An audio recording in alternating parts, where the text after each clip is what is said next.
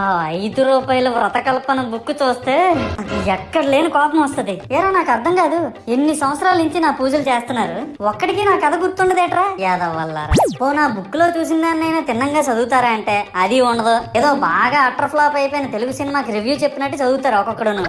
ఇంకా తర్వాత 9 రాత్రుల పాటు నాకు ఎన్ని సినిమాలు చూపించాలో అన్ని సినిమాలు చూపిస్తారా.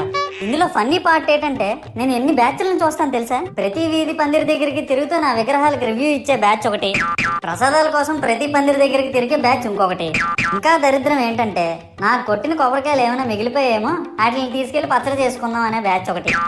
ఇవన్నీ చూస్తూ 9 రాత్రులు గడిపాక సరేలే సాయంత్రం అనిపిస్తారులే అని కాలు మీద కాలు వేసుకొని కూర్చుంటే అప్పుడు మొదలవుతాదిరా నా నిమజ్జనం వ్యాన్ ముందు 90 వేసి నాగిని డాన్స్ చేస్తారు.